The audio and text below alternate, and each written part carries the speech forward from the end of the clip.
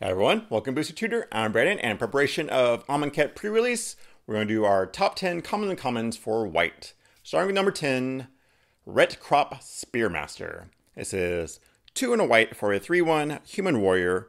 You may exert him as it attacks. When you do, it gets +1/+0 and gains first strike until end of turn. Alright, so not very excited about this card. 3 mana for a 3/1, that's not great. Usually that's 2 mana. But when he attacks, you may exert, come in for 4 mana or 4 damage to probably an opponent because I don't think anyone's going to block a 4/1 first strike. That's not bad. If you need to block with him, he'll take out something with 3 toughness. So he's fine. I'm not going to take him very highly, but I just like the 4/1 first strike. That could kill a lot of things and also just get 3 for damage. So number 10, Red Crop Spearmaster. Number 9, Winged Shepherd. 5 and a white for a 3/3 flying vigilance with cycling 1 white. All right, so not the most, great stats. 6 mana for 3/3 flying vigilance. That's more than I want to pay, but you can cycle it for 1 white. Oh, that is really good. So early game comes down. You're not going to get anywhere near to 6 mana anytime soon. Just pay 1 white, pitch it, draw a card. That's so good. I'll take that any day. Even at 6 mana late game, if you play a 3/3 flyer, that's pretty good. I mean, if it's all like gummed up on the board, on the ground, just fly over everyone. So that's why it's number 9. Not too high, but still a flyer, so I'm going to love it. Winged Shepherd. Number 8, Gust Walker. 1 and a white for a 2/2 human wizard. You may exert him as he attacks. When you do, it gets +1/+1 and flying until end of turn. All right, 2 mana for a 2/2. I'll take that any day.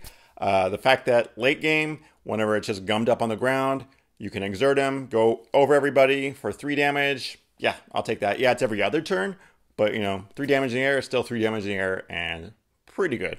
So that's why it's my number 8. Number 7, Seraph of the Suns.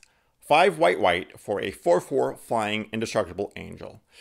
Okay, so this one's a little 7 mana for a 4/4 flyer with indestructible. That's way too much. But this is sealed. And 7 mana is not as crazy as it sounds. You're going to get there eventually. And then when you put down a 4/4 flying indestructible, holy crap, that's a bomb.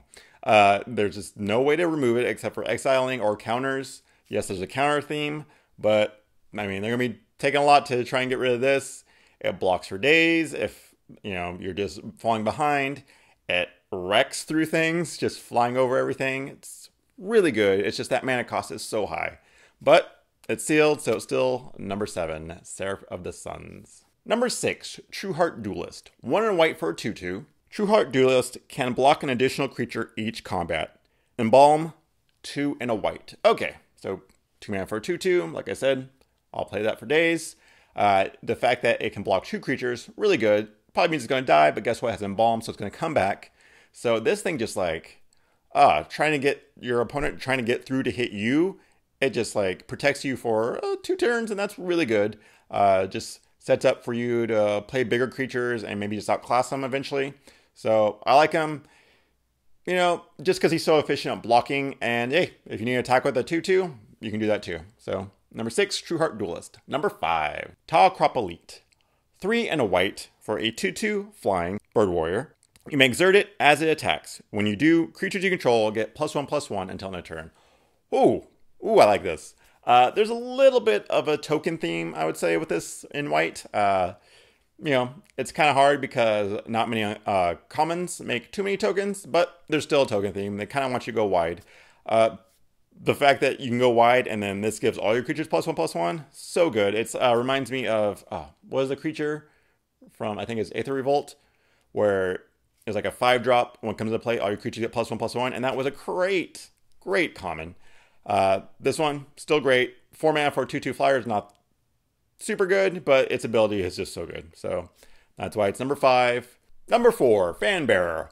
1 white for a 1/2 zombie. Pay 2, tap it, tap target creature. All right, gotta admit, I love these cards. Pacifism Ray, that was an artifact on the last set.